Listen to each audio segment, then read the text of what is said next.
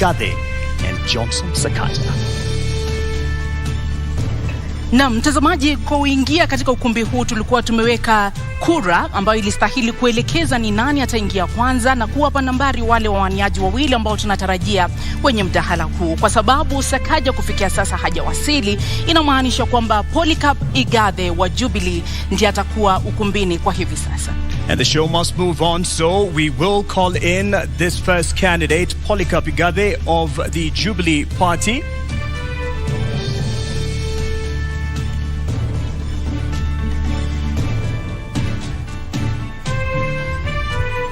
Polycarp Igathe, uwanjani wako. Tumkaribisha anapoingia.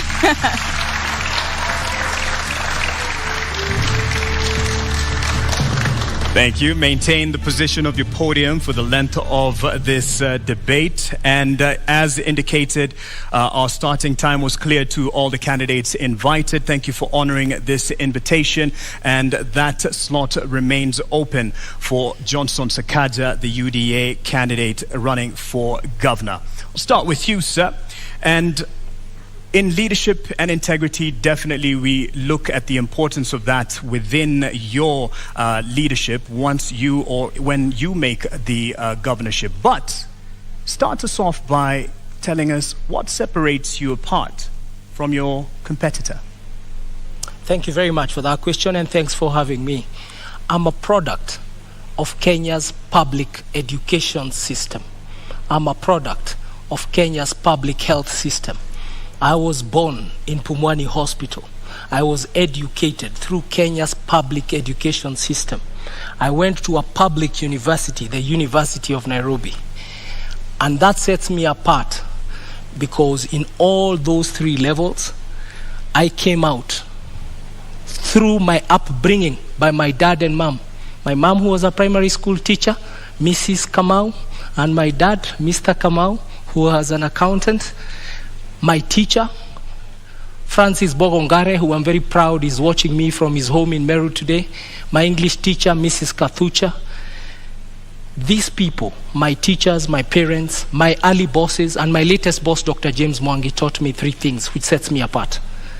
That approach every task, approach every calling with high intention, with sincere effort, and with intelligent execution. High intention is prayer. Sincere effort is hard work. Intelligent execution is discipline. That is what we call a PhD. That sets me apart. And Nairobi, I bring a PhD attitude to the job. Give it to me. Thank you. Naam, umetaja pale kuhusu masuala ya elimu, familia yako ina ueledi wa masuala ya elimu. Wewe mwenyewe umesema kwamba ni msomi wa katika chuo kikuu cha Nairobi. Je, unadhani ni muhimu kwa mgombea kuwa na degree ili kuweza kuongoza kaunti ya Nairobi? Ni muhimu kwa mgombea kiti chochote ambacho kiko katika katiba ya taifa letu kuwa amehitimu na amefikisha kiwango ambacho kinakubaliwa na katiba. Kwa hivyo huo umuhimu sio mimi kusema, ni katiba imesema. Ni lazima uhitimu uwe mwalimu, lazima uhitimu uwe daktari, lazima uhitimu uwe mechanic. Hata kuosha gari inahitaji uwe umehitimu au kuwa waiter. Kwa hivyo hata hii kazi ya gavana inahitaji kuhitimu, na hilo ni jambo ambalo latakikana na katiba ya taifa letu la Kenya. Lakini unadhani kwamba kuwa na degree ni ishara tosha kwamba utakuwa kiongozi bora? Kwa sababu kusoma ni kitu kimoja, uongozi ni kitu kingine. Je, kuwa na degree ndio ishara kwamba utakuwa kiongozi ambaye anastahili? La hasha, ni mwanzo. Kwa sababu lazima uwe umefikisha kiwango cha usomi. Lakini jambo muhimu kuwa kiongozi ni kuwa unaelewa masuala ambayo unakuja kuyashughulikia. Na pia la pili, pia wewe uwe ni mtu ambao wapenda watu. Hii kazi ya siasa, kazi ya kutumikia watu, ni kazi ambayo unaifanya kutoka kwa roho yako. Na lazima wewe ni mtu ambaye namba moja mcha Mungu, mtu ambaye anapenda kuhudumia watu. Na mimi maisha yangu yote nimefanya kazi ya huduma kwa wananchi.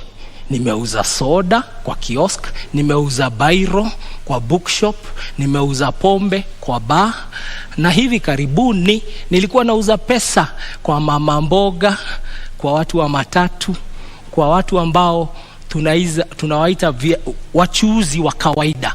Kwa hivyo hiyo uzoefu wangu wa kazi umetokana na kushughulikia watu wa kawaida katika kazi ya mauzo, hasa katika sekta ya kibinafsi.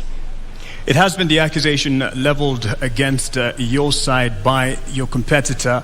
Would have been great to have him here to respond to the question of a degree for governors, that the fight at least and the clamor to fight him to qualify to be on the ballot is for the benefit of Igathe, to lock him out of the race. Just to clear the air on this, what is your response? I really want to meet my worthy competitor on the ballot. The fight he's had is a fight I truly regret, because it's stopping Kenyans from actually stopping him from coming to office. When all constitutional institutions fail in their duty, then there is a duty by the citizen. And there is no bigger duty than the duty of voting on 9th of August 2022. I wish him well, and I hope that he can come tonight. I also hope that he will be on the ballot on the 9th of August so that we can beat him at 8:57 a.m. Na umetaja pale kwamba una uweledi na umejitolea na una ule moyo wa kutaka kuwatumikia wakazi wa Nairobi. Lakini kweli uko tayari kuingia katika kazi ambayo itakubidi uwe pale kwa miaka 5, kwa sababu historia inaonyesha kwamba ulipochaguliwa kuwa naibu gavana uliondoka baada ya miezi 6. Hii kazi itakuhitaji kuwa pale miaka 5. Kweli uko tayari? Niko tayari, niko gangari, na nimejitayarisha vilivyo kutumikia wananchi wa Kenya katika jiji Nairobi kwa miaka 5. Mimi wakati nilipokuwa kwa kiti ya deputy governor nilisema kwamba sikupata na sikuweza kupatiwa kazi nifanye kama deputy governor. Na kuna jambo moja ambalo lazima tukubali. Ukiangalia wanasiasa katika taifa la Kenya, wako zaidi wanaochaguliwa kupitia kwa debe. Wangapi wanafanya kazi yao na ukweli wanapewa mshahara kwa sababu wamefanya kazi? Hilo ni swali tunafaa kujiuliza. Mimi siwezi kubali mshahara bila kufanya kazi. Unasema kwamba hukupewa kazi. Ni kwamba haukuwa una ushirikiano na Governor Sonko? Ni kwamba ulijipata katika nafasi hiyo kimakosa? Au ni vipi wewe kama naibu gavana unasubiri tu kupewa kazi? Governor Sonko ni rafiki yangu, ni mwalimu wangu wa kisiasa, hasa siasa za Nairobi, na muheshimu na namuenzi mpaka wa leo. Ni rafiki yangu, hata dakika 5 zilizopita tumeongea. Lakini kazi ni tofauti na urafiki. Siwezi kuja ofisini na kila siku kazi yangu ni kusoma gazeti na kuacha koti kwa kiti alafu naenda na lala. Kazi lazima uwe iko kazi ambayo na mpangilio wa kazi umepewa. Na usipopata hiyo kazi, basi unaheshimu katiba. Na katiba ya Kenya inasema article 1 kwamba nguvu zote za katiba ni za mwananchi. Na kazi yangu nilipopiga reverse gear ilikuwa ni kusema na heshimu katiba ya Kenya, na heshimu mpiga kura. Na hivi leo nafanywa interview kama mfanyikazi wa watu wa Nairobi, na nawaeleza nitawafanyia kazi. Na baada ya miaka 2-3 mambo ambayo niliona yaweza kutendeka yalitendeka, na tugange yajayo yaliyopita. In retrospect, you did not quit on the residents of Nairobi who entrusted you and in fact threw their weight behind your boss because you were there as a deputy. You didn't quit on them. Do you owe them an apology? I failed to earn the trust to deliver my mandate as deputy governor. I never blamed anybody. I blamed myself, and I fell on my sword. Today we see a lot of people who, rather than quit their position, continue to sit there and enjoy the trappings of power and enjoy a salary from government. They enjoy public money. I did not quit on you. If I quit on you, I would not have come to represent myself again through my party Jubilee, through Azimio la Umoja, and contest the nominations and then win and then be here as a candidate. I respect Kenya. In our national anthem, we always say Kenya istahili heshima. And that is a prayer, and that's our national anthem. We put our hands on our hearts and we say Kenya istahili heshima, na heshima ni kwamba if you feel you're earning money you should not earn, especially public money, then you take a bow and you come back for a fresh mandate. Ladies and gentlemen, I've come for a fresh mandate. I seek to be governor of Nairobi. Please try me. Unadhani ulihitaji ujuzi wa kisiasa ili kuweza kustahimili mawimbi ambayo yalikukabili wakati huo? Ungekuwa na ujuzi, labda mambo yangekuwa tofauti. Siasa ni jambo la muhimu sana kuachiwa wanasiasa tu. Sisi ambao tumefanya biashara katika sekta ya kibinafsi tunaelewa, na mimi kama kazi niliyokuwa nikifanya kwa benki, nimeona wafanyabiashara wengi ambao biashara zao wamefunga sababu ya maslahi yao kukataa kuangaliwa na watu ambao utengeneza sera, utengeneza sheria katika bunge. Na kwa hivyo nakuja hapa na uzoefu wa private sector, na nasema tuingie sasa, let us change kidogo, let's change the tune, tuingie, tupindue, tulete mapinduzi, tulete ari mpya, kasi mpya, mwamko mpya, tuendelee. Tujaribu mtu ambaye ana uzoefu ambao unaweza kusaidia kisiasa. Na siasa ni nini? Siasa ni ile mambo ya kuleta watu pamoja ili mtimize maslahi ya watu na jamii.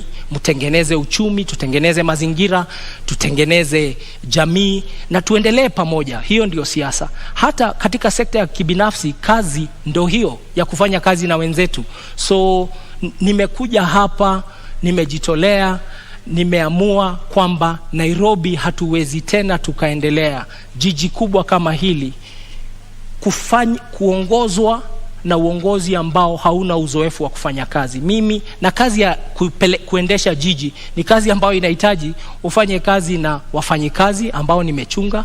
Nimeendesha makampuni ambayo iko na wafanyikazi maelfu, budget za mabilioni, na ndipo nasema nafikiri nina uzoefu. Hii kazi ya budget bilioni 40, wafanyikazi 15,000, nataka hao wafanyikazi wapate kiongozi bora, kwa sababu wakipata kiongozi bora tutapatia wananchi wa Nairobi huduma na taifa letu litakuwa nzuri, na nitakuwa nimefanya kazi yangu kama mwananchi wa taifa la Kenya. You do have the decorated profile in terms of the boardroom and the qualifications therein. Politics is part of the game, and especially for a county like Nairobi and the position it has nationally. Are you confident about your political ability to make sure that you control and you keep things under control within the capital? Thank you very much for the compliment. I can tell you, even private sector, there's a lot of politics. In business, there are shareholders, there are employees, and there are customers. Shareholders invest in employees. Employees invest in customers. Customers pay the shareholders, and the cycle works like that. In politics, the shareholder is the political party. The political party then nominates candidates who come as politicians and civil servants who come as civil servants. And the work of civil servants is to then serve the public. And the public in turn keeps giving power to the right party.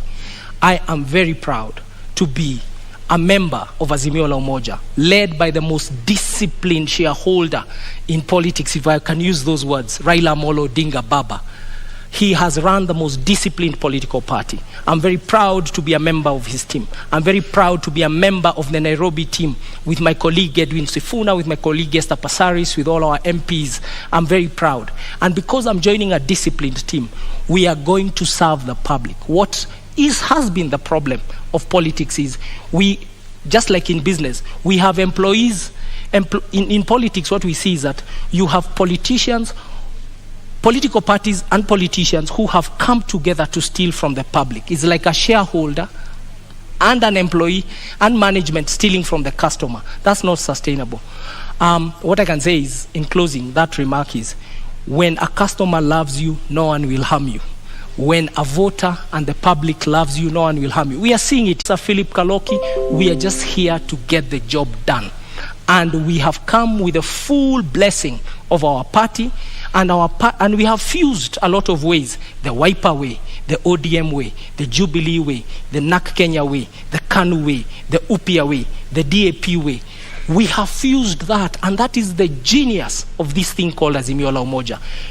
Kenya will never be the same again because you Kenyans have decided to vote for Azimio la Umoja on 9th of August 2020. Umetaja pale kiongozi wa Azimio Raila Odinga na ukamtunukia sifa kedekede. Je, uamuzi wako wa kuingia katika kinyang'anyiro hiki ulikuwa ni uamuzi wako wa hiari, wa binafsi, au ulikuwa uamuzi wa Raila Odinga na mrengo wa Azimio la Umoja? Uamuzi wangu kuingia siasa niliufanya tarehe March mwaka 2017.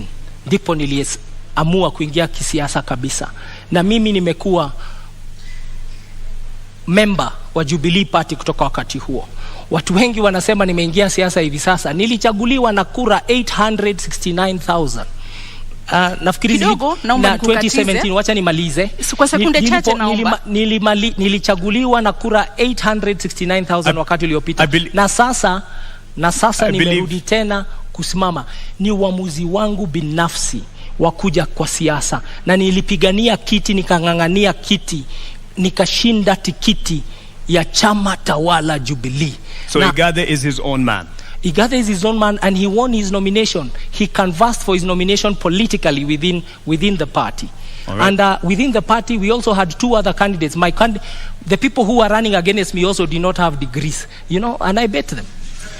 All right, on that point, I think you'll be happy with this intervention because your competitor for the governor's seat has arrived, and would like to now call in Senator Johnson Sakaja. Hey, karibu mdosi. Sasa bro, how are you? Good, how are you doing? Good, karibu sana. Good to see you. Pole. Asante. Traffic mbaya tutasort.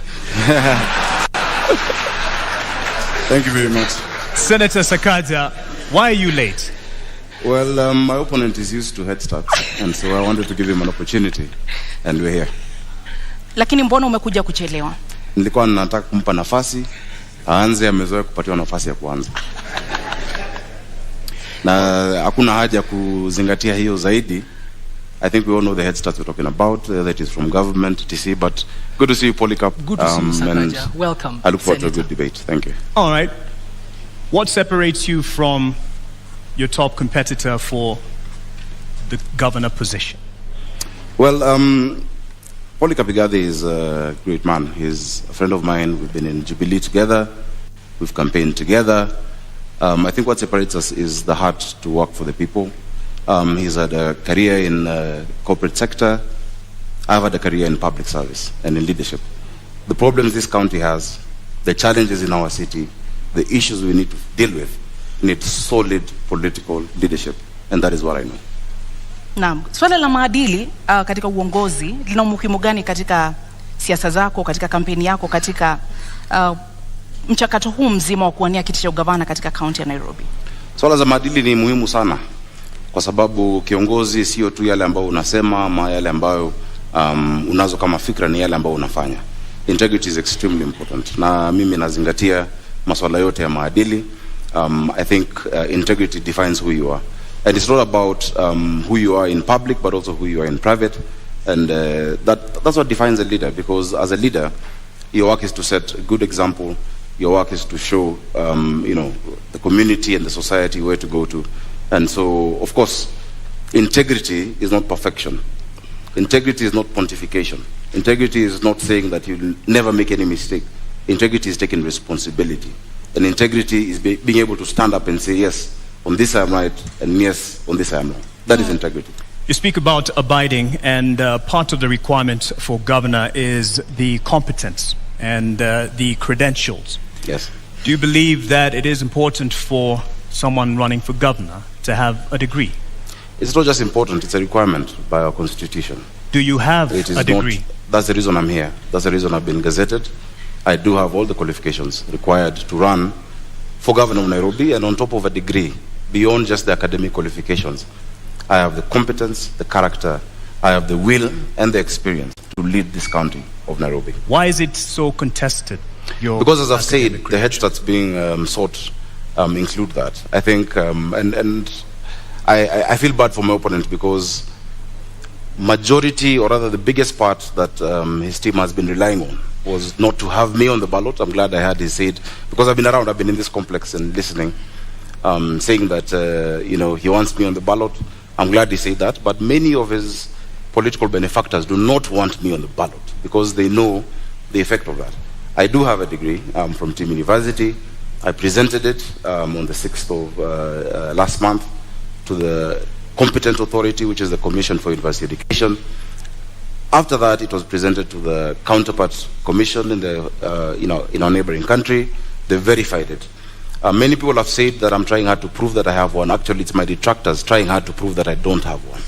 Now, this issue is before the court, and the reason I sympathize is that if my opponent and his team focused on going to the people, then they would stop looking for solace in the courts. I have it. In fact, I would want to display it today to all of you to see. I don't know how you'll verify it, but the competent authorities and institutions that have to verify it have actually said it is correct. Na kwa dakika moja unusu, kwa sababu sasa hivi tutaanza kuzingatia muda kulingana na sheria na masharti ambayo tuliweka awali. Kwa dakika moja unusu, endapo utachaguliwa kuwa gavana wa kaunti ya Nairobi, kisha baadaye kesi iwasilishwe mahakamani ambayo itabatili ushindi wako, utawajibikia wakazi na wapiga kura wa Nairobi? Hakuna kesi inaweza kubatili ushindi wangu, kwa sababu kwanza ushindi wangu, unajua ndugu yangu anaongea juu ya 8:57 am.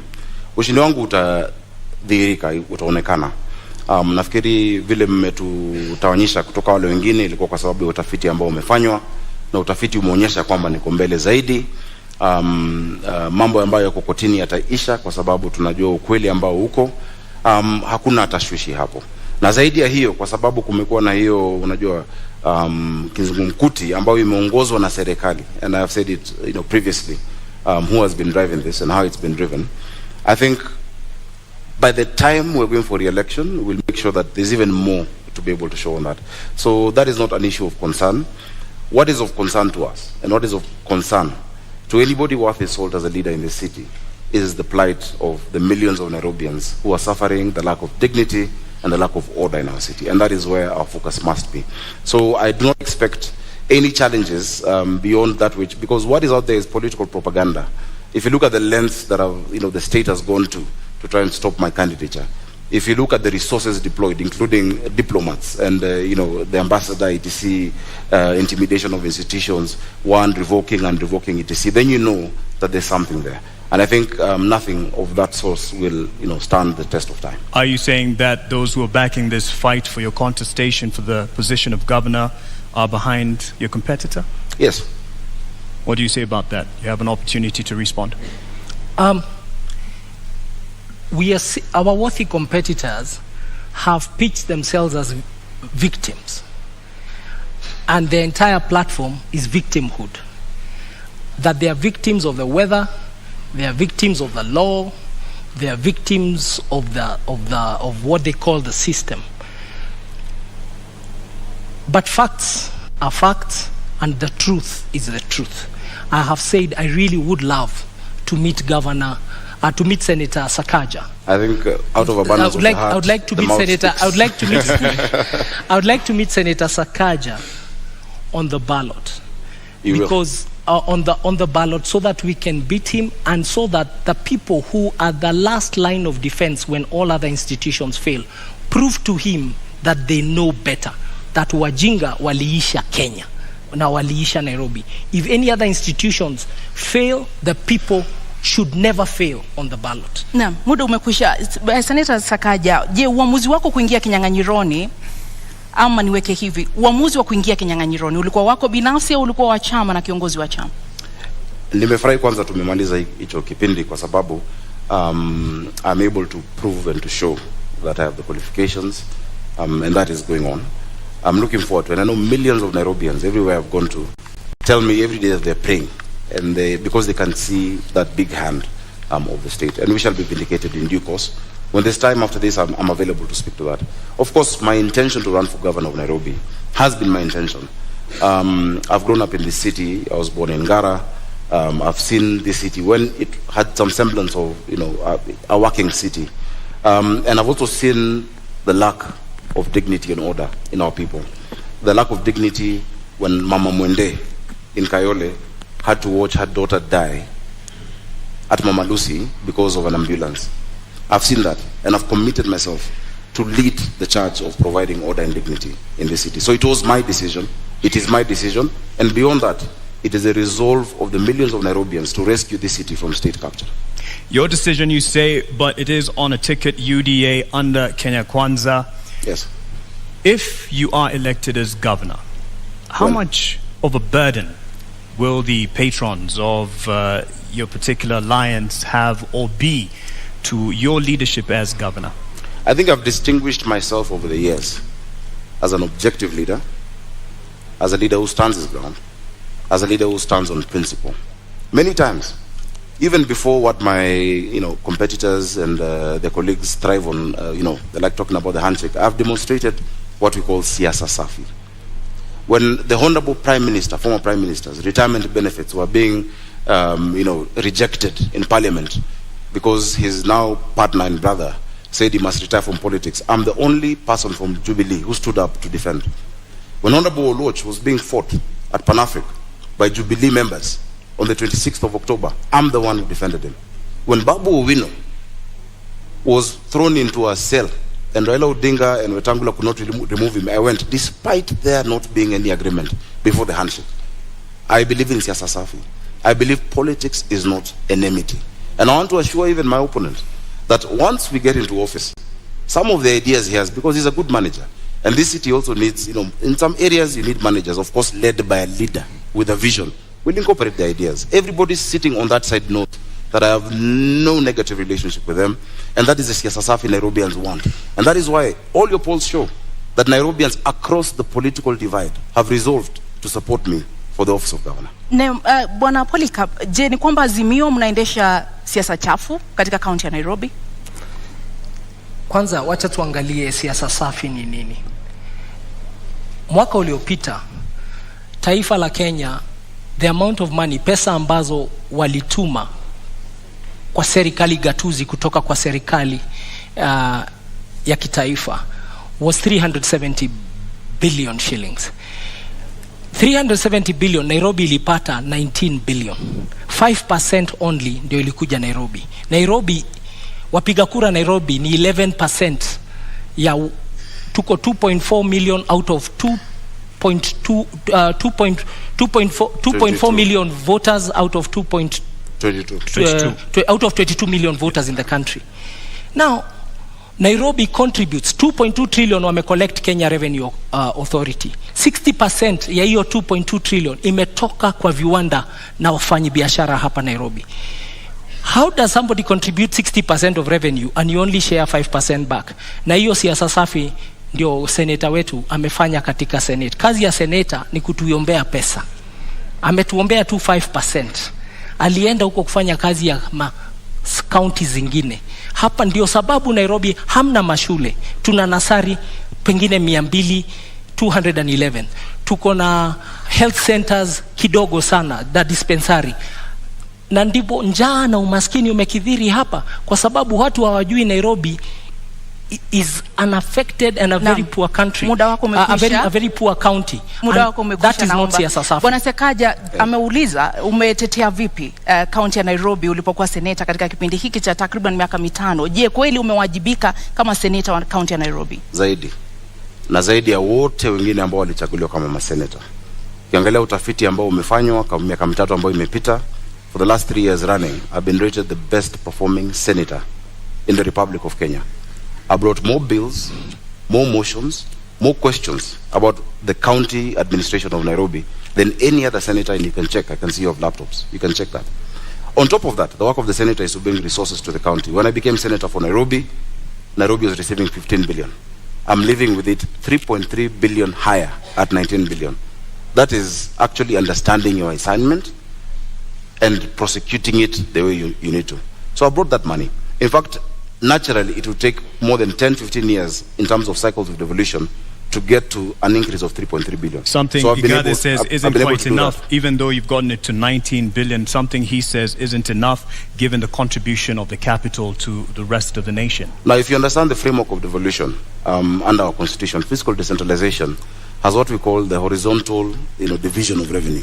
In that horizontal division of revenue, you have a county allocation of revenue bill where you divide the amount that is given amongst the counties. So of course there is a ceiling of what has been given to all counties. What I have fought for is the fair share for Nairobi City County, which remains to be the highest, and over and above what any other county gets. Igathe, you have a response on that? I don't know how much is enough. What Senator ensured persisted in this country is a philosophy that is unsustainable. That you take from people according to their needs and give to others according to their ability and give to others according to their need. Nairobi is a very needy county. And the criticism I'm profiling here and submitting to him is that as senator, what did you do to help Nairobi overcome the hunger, the deprivation, the desperation in the informal settlements? Did you bring that matter to Senate? Did you make people understand that case? Instead, what we saw, he was a leader of a group called Team Kenya that even removed incentives for county to generate their own revenue. We used to get 1% extra if you generate your own source revenue. Like Nairobi is only generating this is going to do about 9 billion of its own revenue. So the county the CRA, Commission for Revenue Allocation, was giving us brownie points as a county if you collect your own revenue and you don't rely on the national government. And these are some of the things he did not protect as our senator. So how does somebody fail or does not succeed in their task and then you give him the job of governor? Na ulifeli katika kutetea na kulinda rasilimali za kaunti ya Nairobi, na ukiwa seneta kwa takriban miaka 5 ambao umekuwa katika uongozi, umeweka mikakati gani kudhibiti na kuimarisha ukusanyaji wa mapato katika kaunti ya Nairobi ambayo yameonekana kudidimia? 19 billion from 15 billion is success. It's an improvement. In fact, if I succumbed to the sloganeering that my worthy competitor is talking about, which in fact his argument is the best case to show that education does not necessarily equate to intelligence. Because if I bring a box and tell you this is 1 man 1 shilling and it's 1,000 bob to you and inside it's 500 shillings, would you accept it? What they were offering Nairobi Polycarp was 134 million shillings more. I refused with my Team Kenya. I said Nairobi has the depth of poverty, that urban poverty bites harder than rural poverty, that you have nothing in this city, you'll have nothing to eat, you'll have nowhere to stay. And I refused that 135 million shillings and got 3.35 billion shillings for the people of Nairobi. If I was just to fall for the empty slogan, Nairobi would still be at 15.8 billion shillings today. So I'm very proud, and I'm proud of all my members, because not only did I secure that for Nairobi, I showed this country that there is no Kenya A and Kenya B. There's no second-class county in a first-class country. And I stand my ground that we must be patriotic. Even as we're in Nairobi, we have people from all across the country. On top of that, I can list to you the bills. I brought the startup bill. I brought the prompt payment bill. I brought the National Disaster Management Authority bill in the Senate. I have fought for Uber drivers, Taxify and all digital hailing apps. I have spoken about the demolitions and even stopped demolitions that are going further. I have done a lot. In fact, if you give me maybe an hour or so to just list the things I have done in the Senate, and I hope the next Senate of Nairobi will be able to fill in those big shoes, that response, because it is work that we've done. Let's push on with that aspect then on. You talk about not having enough funds allocated to Nairobi given its place in the nation. However, there is the issue of not being able to actually get the potential revenue that it can get owing to the cartels in the city, which have been a thorn in the flesh of the administration. But it can be argued also fostered by the leadership. What will you do to get rid or deal with the cartels? Igathe, you have a minute and a half. Thank you very much for that question. Nairobi collects, for sure, way above 200 million shillings every day. But what ends up in Nairobi coffers is around and about roughly 40 million a day. So over 160 million shillings is lost every day. That's the fact. We've had a senator whose work is also oversight. And Senator Sakaja, you had a chance to be seen in this country oversighting the county of Nairobi. When push came to shove and the impeachment question came to the floor of Senate, it's up to Kenyans to see how you voted. Not only did you did not even take a decision, you abstained. You walked away from the conversation. We have not seen you. Nairobi County employees, in fact, we have to apologize to them. They do unbelievable. Their salaries are delayed. Their remittances are delayed. The Auditor General's report about Nairobi City County is that Nairobi City County has a debt of over 80 billion now. That is what it has been given an adverse opinion. But have we ever heard once our senator speak about it? And that's why I'm saying the oversight role he did not do very well, and he actually did not succeed in that oversight role.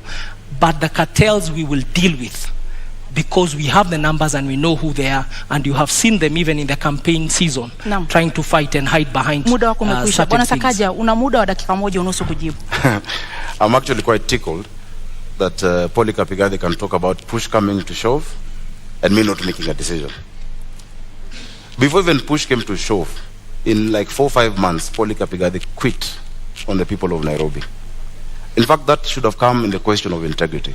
Because when you talk about public trust, chapter 6, at the expense of private convenience, that is the question that we must answer. It did come up before you, right? The question on impeachment. Governor Sonko will not be facing an impeachment if you're stuck in office. In fact, if you're stuck in office, you probably would have been the incumbent governor. If you're stuck in office, there'd be no NMS in Nairobi. The reason we have an NMS in Nairobi is after Polycarp Igathe could not wait or stand the heat in the kitchen, he ran away in less than 6 months. This city needs resilience. You need to be tough. You cannot say that you have betrayed 800 and I think, how many votes did you guys get? 40 or something thousand votes. 840,000 votes. Because you could not get the trust of one individual. Yet 1 million Nairobians have given you the public trust. When push has come to shove, look at the Senate answered. I have spoken more times than any senator. I have raised more questions in the Senate than any other senator. In fact, I have taken the former Governor Sonko to court on the action he took on matatus. The record is clear. This county needs a political manager who understands how to deal with the leaders and how to deal with the issues of the people, but has a thick skin.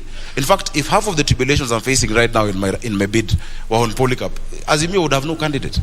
But I have stood. Your time is out. You've stood. You ran off. He'd have quit. Integrity. I define integrity as what you do in private. If it ever became public, you'll never be ashamed. I'll tell you what is not integrity. Is uttering false documents and then standing here and saying I have integrity. Go to the website of the East African of EACC. Go to the website of IBC. Check the university governors, Sakaja, Senator Sakaja. Again, no, let me go. Go and check what Senator Sakaja cited as his degree in 2017. It's a public document. And then look at the degree he's saying it is today. We don't even know who he is. Is your name really Sakaja? Nairobi. Careful. All of us, careful. We can no longer entertain charlatans in positions of high national responsibility. And charlatan is not an insult. It's people of questionable integrity. It's people and individuals who come to steal from you wholesale to distribute retail to their friends. And I submit to you, the man to my left will do exactly that. Careful. I think the man to my right did exactly that by running away from the mandate given to him by Nairobians. Actually, the entire mess we have in this city. Because when he ran away from office, and I think he said somewhere because he got a bigger salary somewhere, I don't know. This city went into a spiral. I assure you, even the drafting of the articles of transfer, I had to be involved because we had to rescue Nairobians. And he ran away from that public office. Now, if you cannot withstand the heat of a deputy governor, you can't run Nairobi City County. You have 85 MCAs, possibly 40 nominated, 125 MCAs. You have 17 constituencies. If just one Mike Sonko made you run, tomorrow matatus will strike. The next day, hawkers will be on the street. The next day, and you're trying to run this county by being popular, it will not work. Again, as I've said, it is really unfortunate that the only card they had was to try and stop me from being on the ballot. I want to tell you to wake up, smell the coffee. On the 9th of August, I'll be on the ballot for governor of Nairobi City County. And on the 25th, we shall be sworn in. Because Nairobians can see through the game. And the documents he's talking about, for instance, in fact, they're part, and I don't want to wade into subject this, but they're forged documents. They're actually forged documents in court by them. They have tried to... Lakini huwezi kuthibitisha hilo, sio? Of course I can, because the signature there is not my signature. Lakini sisi kwa sababu hatuna hizo stakabadhi hatutakuruhusu kuzitumia. Tuachie hapo, lakini wacha nijieleze, naona dakika zinaenda. Utanipa nafasi nzuri nijieleze. Mimi nimehitimu na nimesoma na nimesimamia watu wa Nairobi. Jina lako ni Sakaja? Not just in fair weather. Sakaja ni jina lako halisi? Nafikiri mlialika Sakaja. Jina lako ni Zubeida. Niko hapa kuuliza maswali, uko hapa kujibu, naomba. Ukiuliza swali ambao kama watu wa Nairobi wanasema itoshi. Mwenzako amekuuliza swali. Kwa sababu uko hapa kujibu, ndio sababu tunakupa nafasi kujibu. Jina lako ni Sakaja. Out to the issues Nairobians are facing instead of trivializing this debate as to what my name is, honestly. My name is Arthur Johnson Sakaja. Naam. I'm the senator of Nairobi and the incoming governor, God willing, on the 9th of August. Asante kwa kujibu. And I want us to talk about water. Let's talk about the poverty our people are facing. Let's talk about sorting out mobility and transport. Let's talk about sorting out our children in school. Let's talk about the issues of the people. And the rest of the games being played by the state and our opponents can then have their way. Because Kenyans have seen. In fact, I want to give you full reassurance. Just yesterday, a few of the government administration officers have called me saying that they've been coerced into supporting the candidature of my opponent, and they've refused. Chiefs have refused. Well, DCs have refused. We can't quite verify that. That's I can verify your that, word. But you should also be able to verify the questions he has. I have 16 seconds. That's your word on that. But he said, and you didn't quite respond directly to it. To what At the moment, I'm quite clear, Senator Sakaja. Thanks, Mark. At the moment of reckoning, when there was questions over the leadership of former governor, the moment of impeachment, let me explain how Senate walked works. away. Let me explain how Senate works. It's my question. Sure, go ahead. When you go to the Senate, I've seen one of the candidates here. There are 3 buttons to press when you have to vote. You either press yes, you press no, or you press abstain. For you to run away from the vote in the Senate, you actually walk out. You don't press any. Meaning to abstain is actually a vote, and it's a statement that you make. The tradition, because Parliament is ruled by the standing orders, by traditions and by precedents, and the past jurisprudence that has been set in the Senate. When a matter comes regarding your county, you're supposed to prosecute your position on the floor and then let others make the decision. Because if you vote yes to impeach a governor, of course it shows your conflict of interest, because you want also to be governor. Then it shows that you're putting a man down. And let me tell you, Kenyans have grace. No matter the ills of Governor Mike Sonko or whoever else would have been there, you never kick a man when he's down. So when you press yes, you've displayed your conflict of interest. If you press no, it means that you're actually abetting and agreeing with what he has done.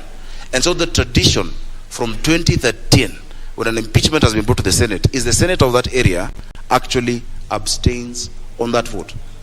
I'd have had the luxury of walking out and not being there for that vote.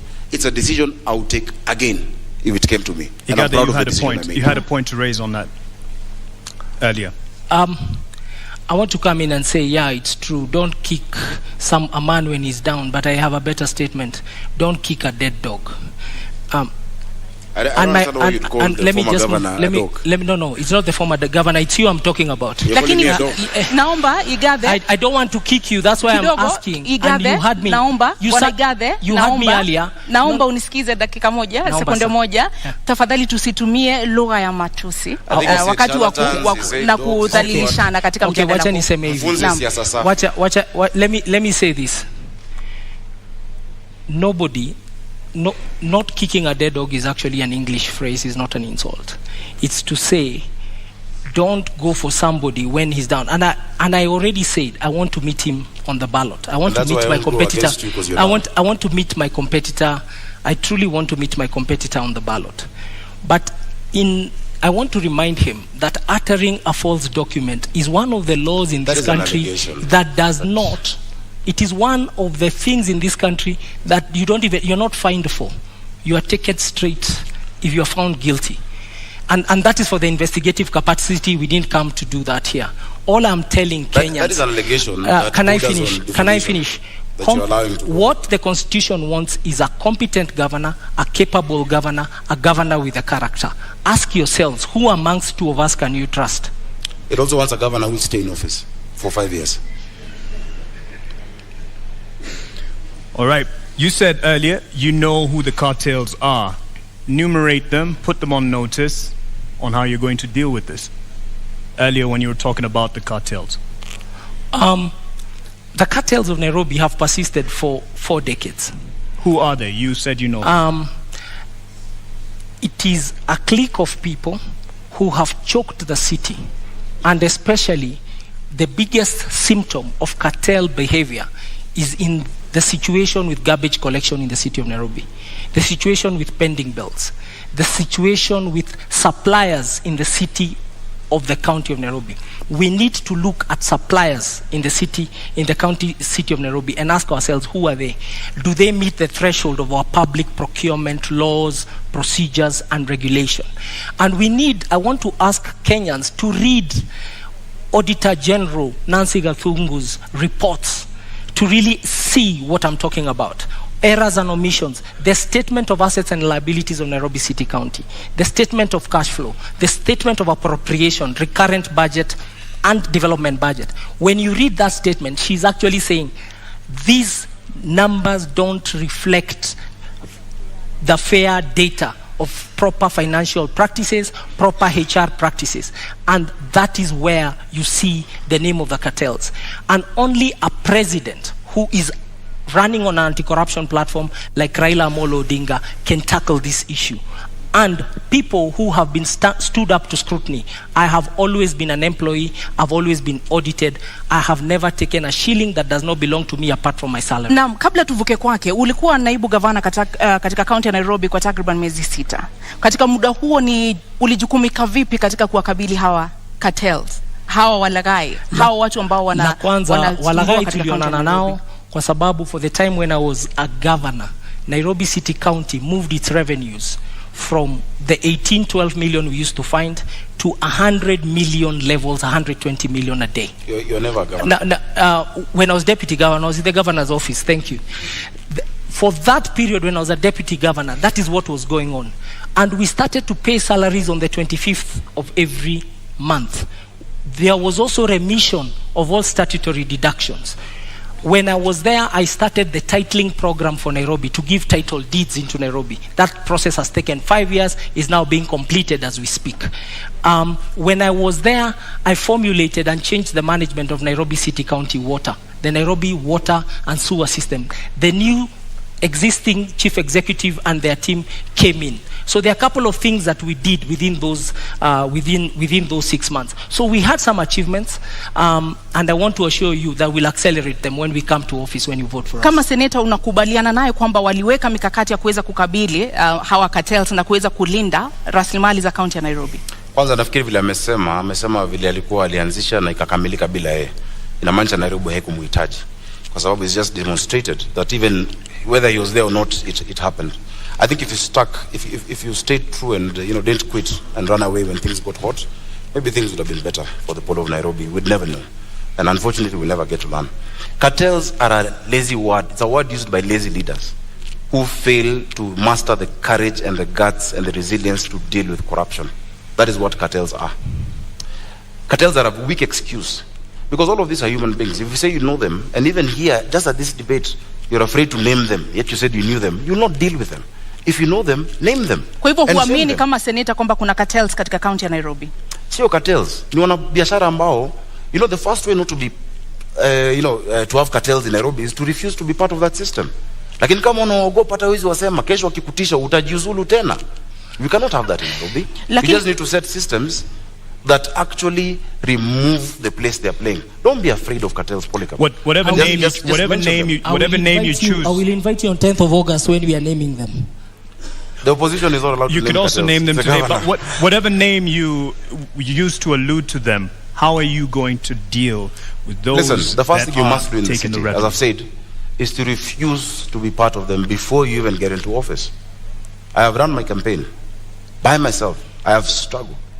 I have funded myself. I have evidence. In fact, unfortunately, I can table it over here. That even the first billboards paid for my opponent are by the cartels. Are by other shadowy figures who are convincing him to get out of office, to run for it. Once you are captured by them before you start, once you're captured by the state, once you're captured by these shadowy figures before you even set foot, you will not do anything when you're elected governor. Number two, We must reduce the human interaction with cash in Nairobi.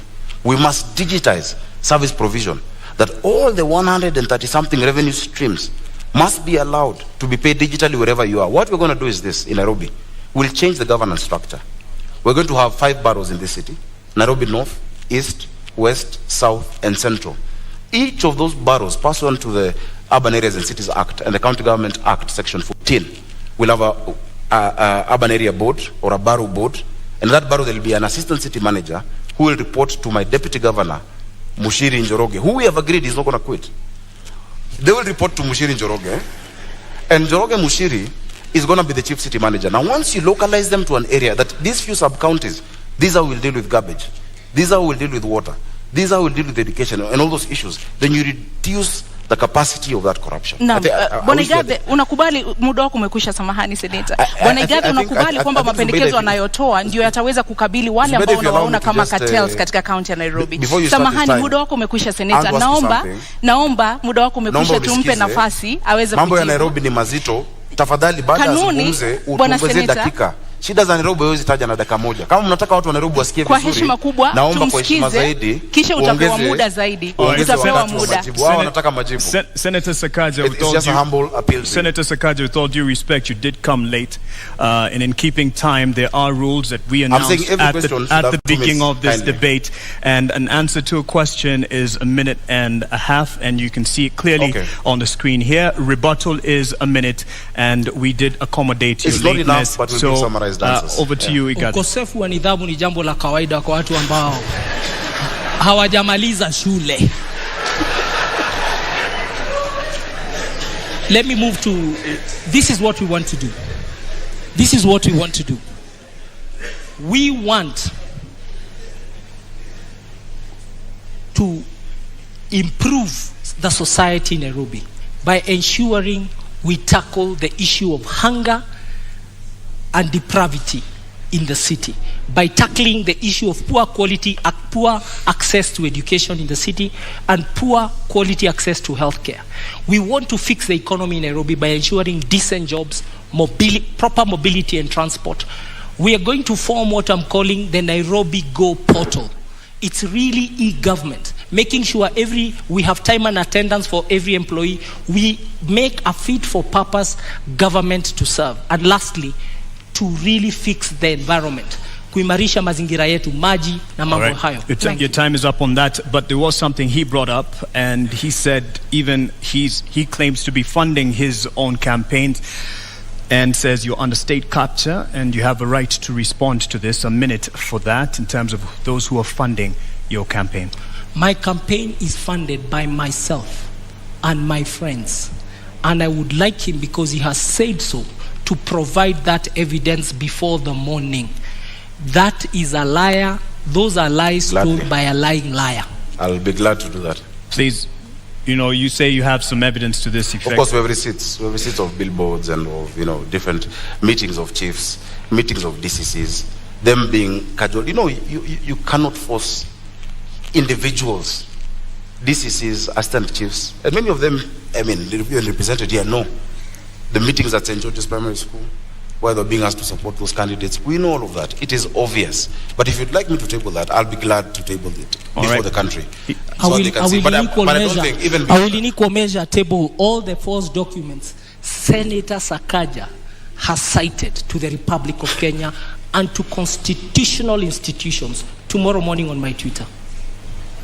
All right, tomorrow morning there's a lot of news to look forward to, and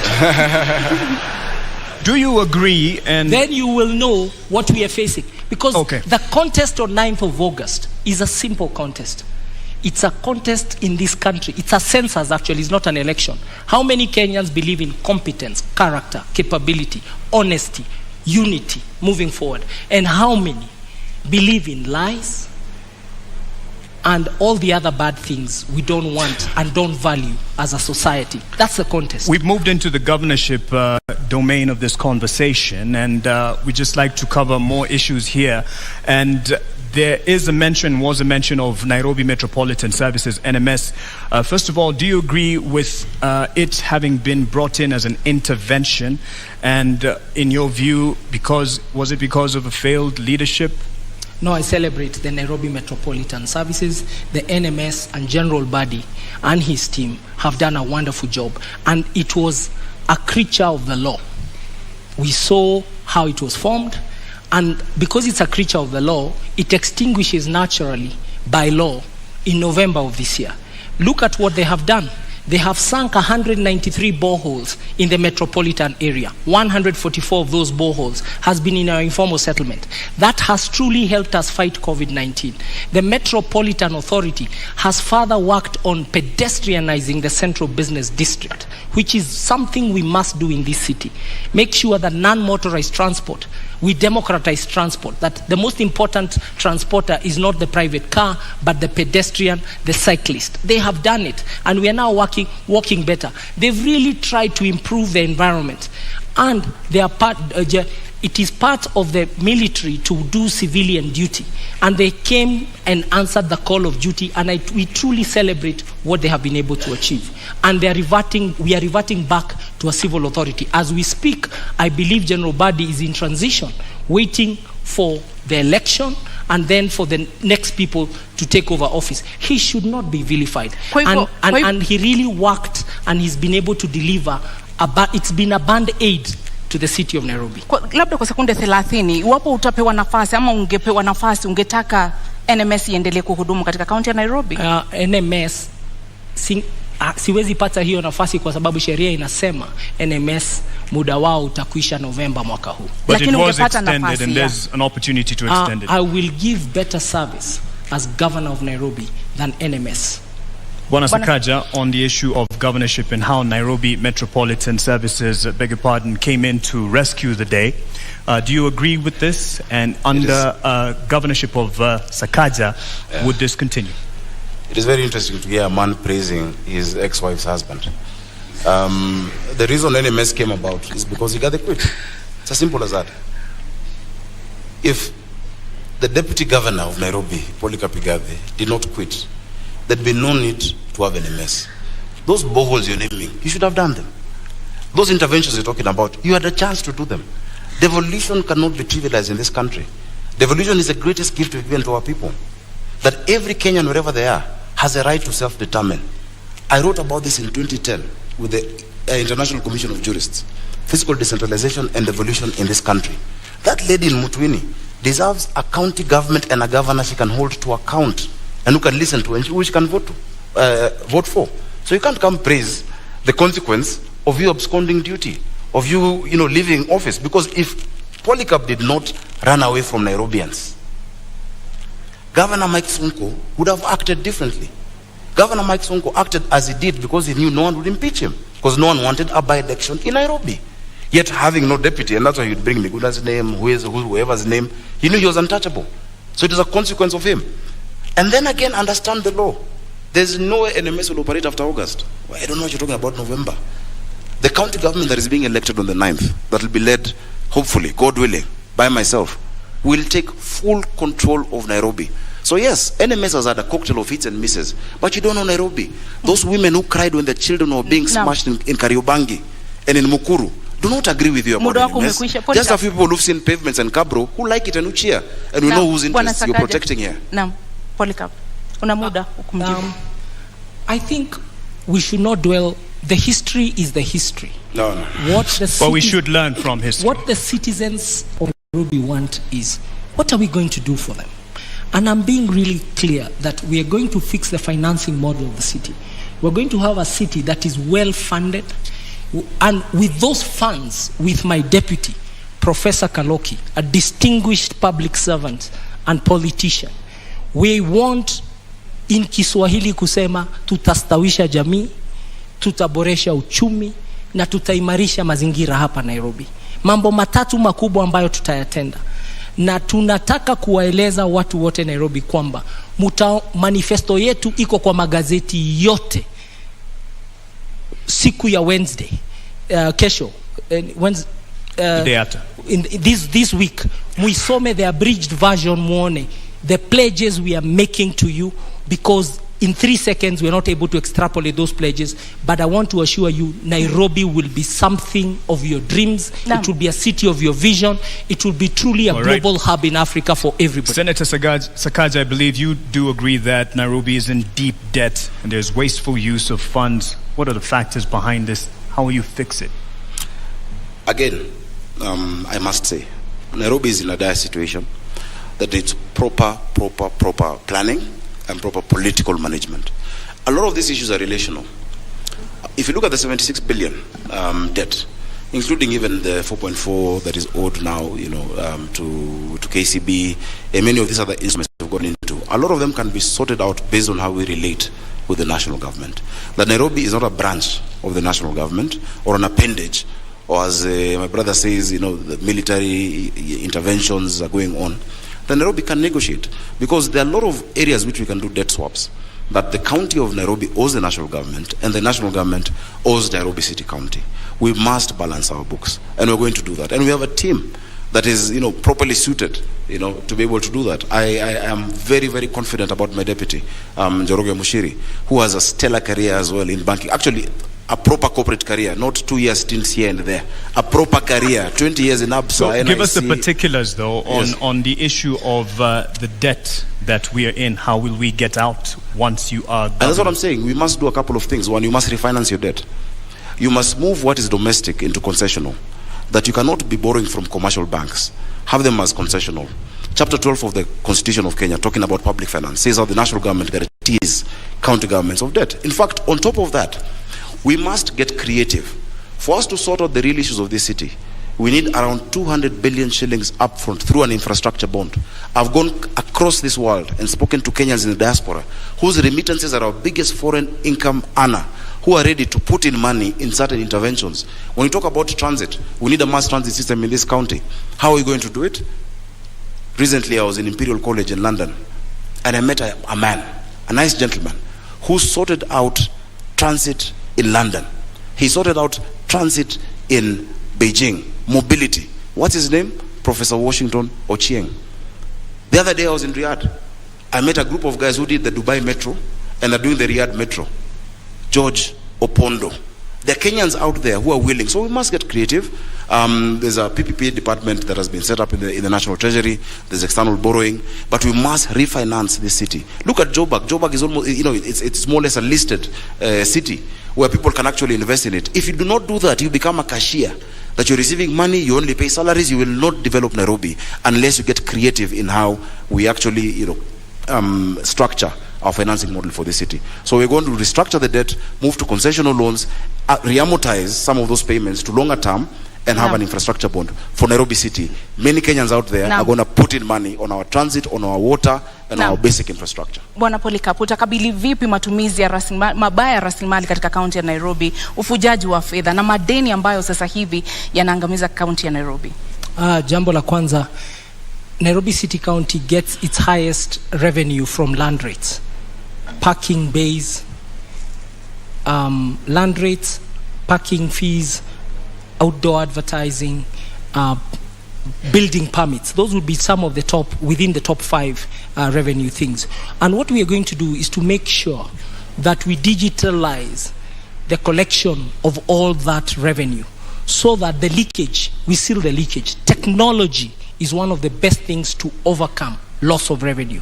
And we are going to use technology in the public revenue management system.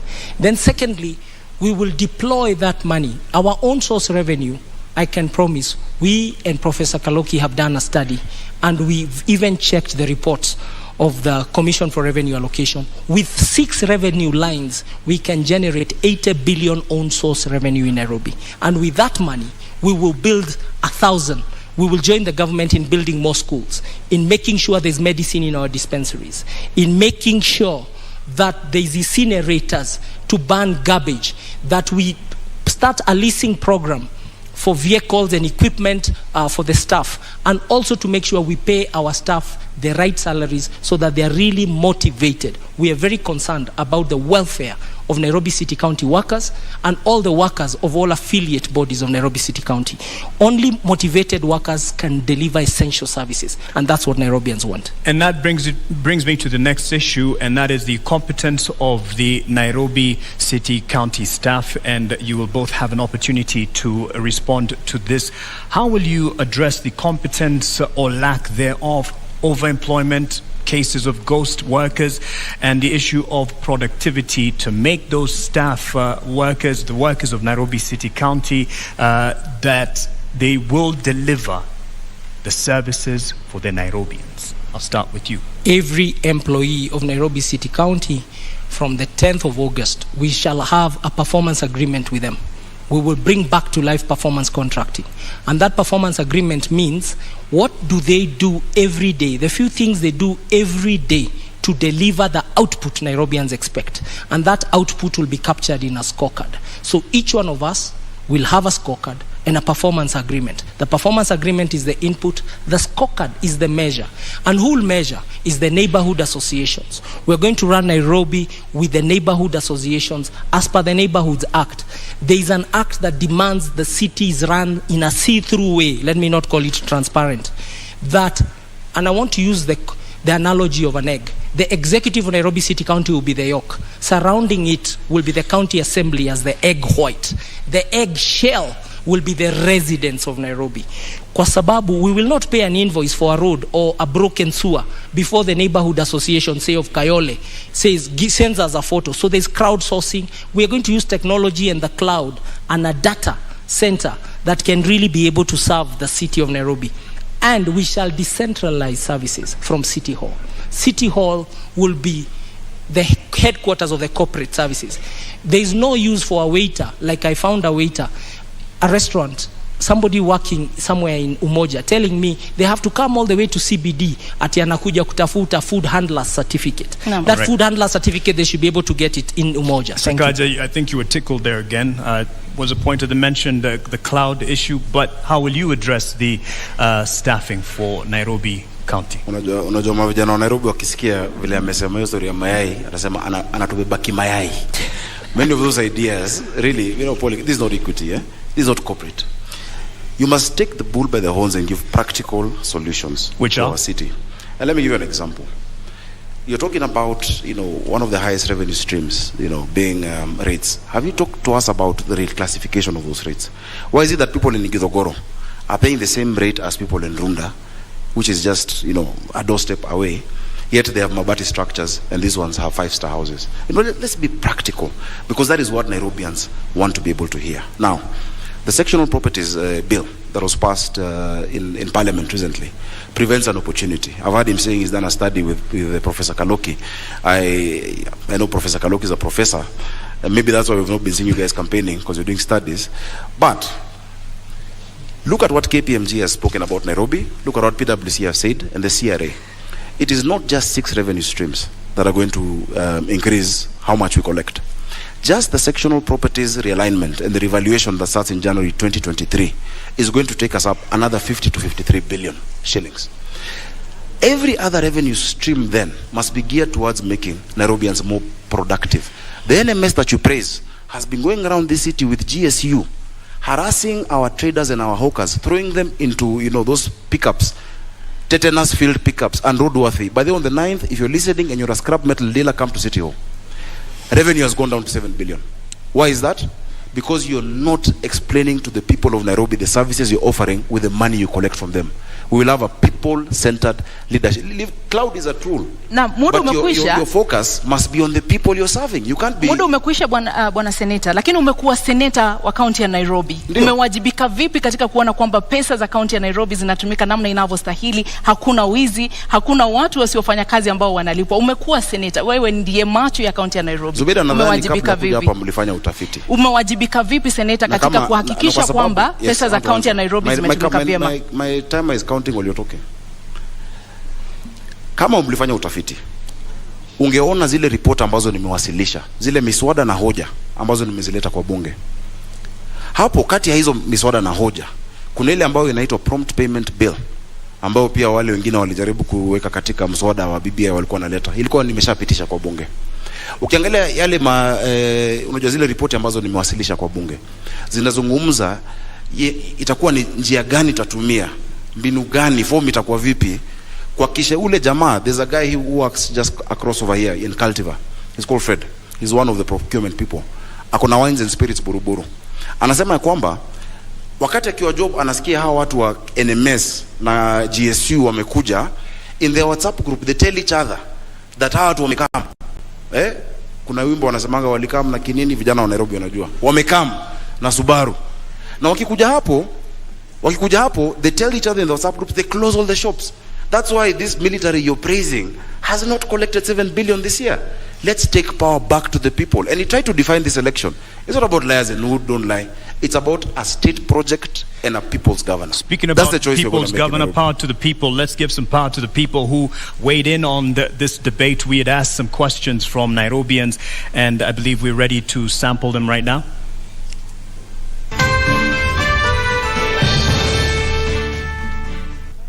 My name is Mercy Marcela Achola, an executive program leader with the Maxwell leadership team and also serving in the Kenya Daima Steering Committee. My question to the Nairobi gubernatorial candidates is, if elected to office, could you share with the residents of Nairobi what can we expect from you in your first 100 days in office?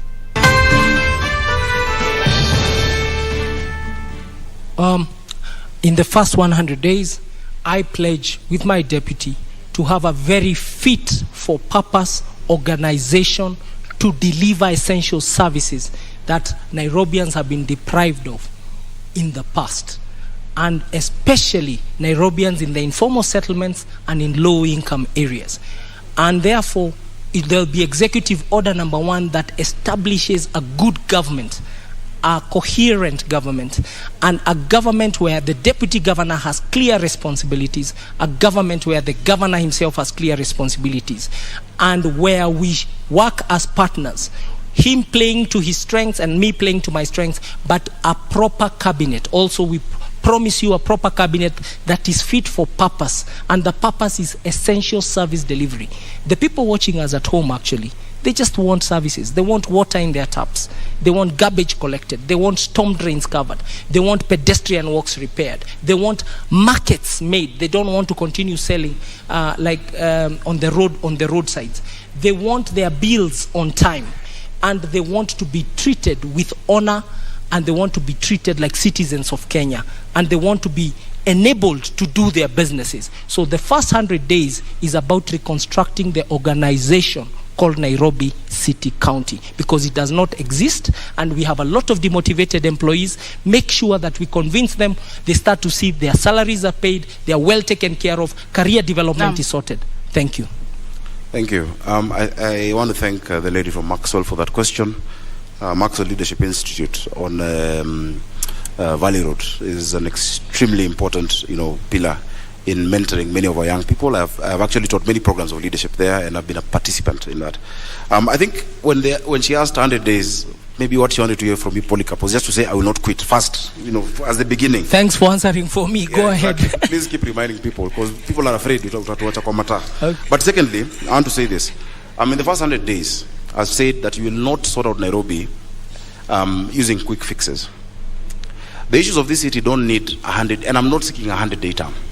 It's not quick fixes or bandage solutions that will sort it out. We have a 10-year vision and a 5-year vision with milestones.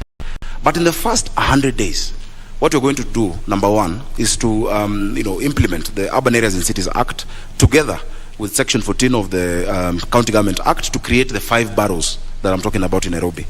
That if the person in charge of garbage in Kayole does not need to think about Westlands, the person in charge of a road in Langata should have nothing to do with Roysambu or Marurui, because that lack of accountability, when you ask them, okay, mbona hapa kuna takataka, pole boss, kulikuwa na sijui crisis in Mukuru.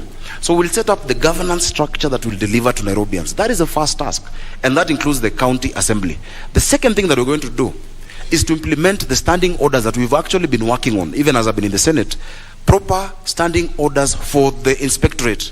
We cannot have people criminalizing business, chasing our hawkers, throwing sticks at them. They must have proper, like any discipline force, standing orders. And finally, we'll implement the one business permit. You can't have businesses with 10 licenses. No. Today there is fire, tomorrow there is war. It will be one license. Right. And I will pay every other entity that needs to be paid from that one license that you pay in Nairobi. Bwana Polycarp, mmekuwa mkizungumza kuhusu tatizo la maji taka katika kaunti ya Nairobi. Awali ulitaja kuhusu cartels.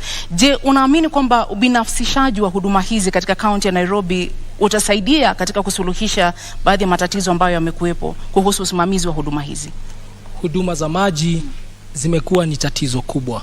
Juzi nimetembea kule Ruai na muliona picha.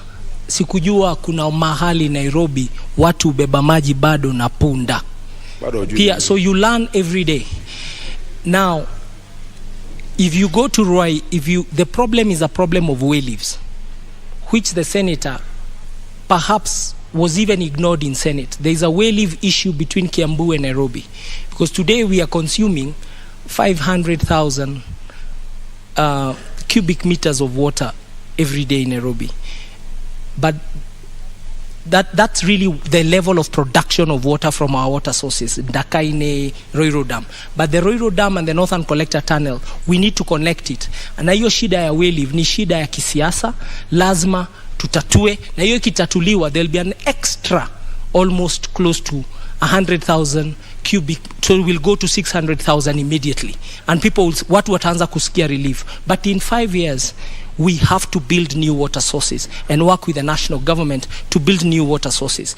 But you've got the government that builds new water sources has to be a government that does not believe dams are for eating and stealing, because dams have to be done in places like the Nyandarua ecosystem, Maragua Dam in Murang'a, and that's why Nairobi has to be secured by being assisted by the neighboring countries to the metropole that is Nairobi City County. Senator Sakaja, the taps in many homes and other businesses are running dry, but their water bowsers full to the brim and coming at a premium. How will you sort this? First, again, it's really nice that we're at a university, because I need to school my friend about water. There are many things you've said that are completely false. Number one, the quantity that we consume is not that 525,000 that you're speaking about. Nairobi has 4 water sources. The first water source is Kikuyu Springs, just after Kikuyu campus. That was set up in 1907. After that, we developed Ruiru Dam in 1936. It provides 4%. Kikuyu Springs provides only 1%, which is 4,000 cubic meters of water. The third one is Sasumwa in Njambini. Sasumwa produces 11% of our water requirement in Nairobi, comes through Kabete treatment plant, then comes down this way. And the fourth one, the biggest of course, is Ndakaine, which gives us 84% of our water. Now Ndakaine was last developed in 1997. There were 3 phases.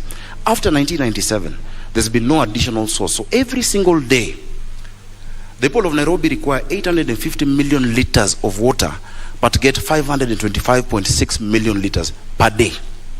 You need to bridge that gap. In fact, you'll be shocked, Polycarp. 70% of the people you're talking about, the ones you didn't know carry water in Mutungi, 70% of them, of Nairobians, have never had a shower from the top. They bathe bottom up, like with the bucket. Bottom up is how many of us shower in this city. We want to give our people dignity. There is no dignity when women are scrambling outside these, boreholes that have been created in the water sources every day for water.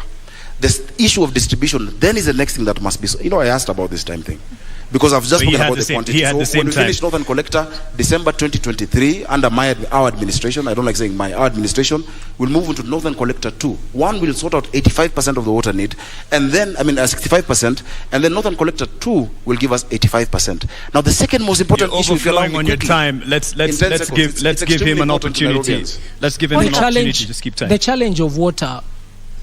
The debate in Nairobi is not about what needs to be done and how. There is consensus that we are short of sources of water. It is who will do it, because you need to be trustworthy and you need to be capable to get it done. That issue of who is the most important issue in this election.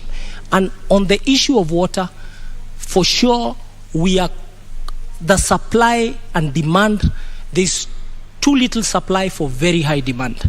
And the numbers are what it is. The metropolitan area, because Nairobi even supplies Machakos, the EPZ area, with water, the biggest challenge is new sources of water for the city county of Nairobi. And that is a task between ourselves and the national government. And thank God we have Martha Karua, the original champion of water as Minister of Water during Kibaki's time. And she understands the task, and we are ready to work with her in Nairobi. For Nairobi, it will be a responsibility. On to housing, a majority of Nairobians live in informal settlement. I just want to cover as much as we can. And a majority of the populace here live in informal settlements. And how are we going to change this housing demand and give quality housing and other services for Nairobians? I'll start with you. Thank you. I'll just take the same time to finish on water. I've heard him mentioning Martha earlier. He mentioned Raila. These are people we all we know and we've worked with many years. Don't run away and hide behind them when you don't have the point. Just say the point as it is, because Nairobians are electing you to be governor of Nairobi, not Martha Karua, not Raila Odinga. They're electing you. If they elect you, if they make that decision, which I know they will not make, you must sort out the distribution issue of water, because water goes hand in hand with housing. So I've spoken about the quantity. And it's not about waiting for an angel from national government to do it. Already we're at 90% with the Northern Collector 1. The piping has been, or rather the tunneling has been done. The piping is at 34%. This side from Apro Isambu, coming from Kiambu Institute of Technology to USIU, moving down, is already going on. We have so many areas that do not have piping. I've never had piping in Nairobi. There are people who actually build houses across what were the physical levers. They shut it down, they collect water, and then you see these bowsers moving around the city labeled clean water or NMS. That will come to an end using SCADA technology, where as governor, I'll be able to see on my phone, Mali wamekata maji. Now, urban housing is a huge challenge in this city, and it's also something that the built environment has made people lack dignity in this city. The county government is not in the business of building houses. We shall facilitate the private sector through proper land tenure and giving them proper land of government to actually partner with them to build these houses. We can actually do it through the silo model, where you build and people move and come in there. Urban renewal is being resisted in Eastlands because of lack of trust of that institution or body that is praising here today. Okay. I wish you go there tomorrow and tell them what you said about NMS. Bwana Polycarp, maji ni mojawapo ya shida ambazo zinakumba wale ambao wanaishi katika mitaa ya mabanda katika kaunti ya Nairobi. Hasa ni mpango upi ambao uko nao wa kuinua na kuimarisha hadhi ya watu ambao wanaishi katika mitaa ya mabanda katika kaunti ya Nairobi na changamoto ambazo wanakumbana nazo? So first of all, the county of Nairobi in its own books owns close to 532 hectares of land. On it sits 12,000 single dwelling units. Nairobi has to strategically densify, but that process requires proper public participation. You can already hear my competitor is whetting his appetite to steal your homes. You people in Makadara and Jericho, umesikia, he has pronounced himself that this will be private sector led. I have told you, this thing called urban renewal, which is what they want Nairobi to take, we have to be very careful. It needs proper conversations around it, and we must build housing that is truly affordable housing, decent housing. And before we build, we must ask the people who sit in those estates, mnataka nini? How will this work? And how will you be compensated? Before that is done, we are rushing. And you've seen a big rush towards that work, and we are saying, put it on hold. The Constitution demands proper public participation, proper understanding, and I want to believe that conversation has already not been held. So the housing question in the informal settlements is to continue the work that has started. Roads, water, sewer, boreholes. These informal settlements require a lot of investment, and that investment requires allocation of improving our revenue, and also making sure Senate allocates us the money we require to attend to high density areas. Okay. A rebuttal in terms of what he said on your housing urban development plan there, an opportunity. There are people waiting in the wings to come and steal your houses, and you've heard the private sector. He has the opportunity. You're in his time. You have an opportunity. I don't know who represents the private sector here on this stage. if you look clearly. But what I'll say is this. While you are away, when you ran away from Nairobians, Polycarp, I represented the people of Majengo in Kamkunji in court to fight what you're talking about. You are somewhere in your Bentley, living the life, never spoken about an issue of Nairobians. But now you're saying you want to steal. That they were moved from slums in Majengo. The slums were put down and put in 11,000 bob houses where they're paying 5,000 shillings, 4,000 shillings. Today, the amount of money owed that they need to pay 60 million shillings. That's not someone who wants to steal their houses.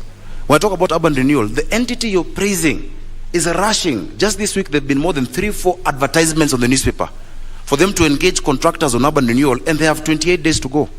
They must stop that, and I'm putting them on notice. In fact, it's against the law. An entity whose time has ended cannot engage in 10-15-year contracts today. He doesn't have the guts to talk against NMS, and he will not.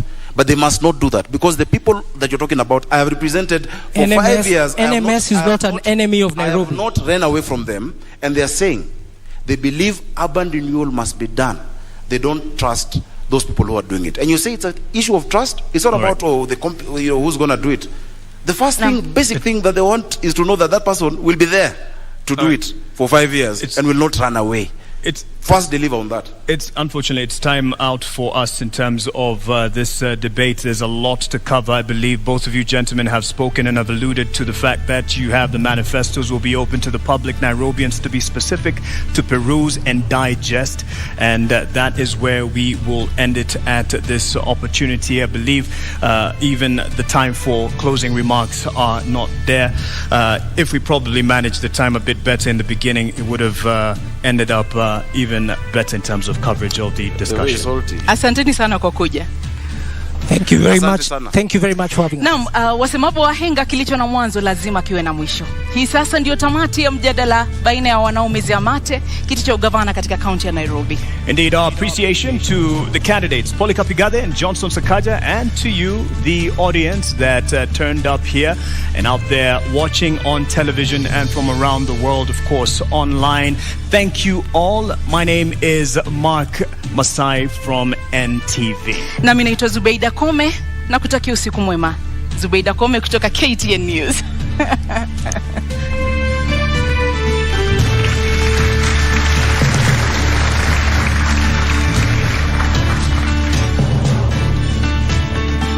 And the teams are invited to join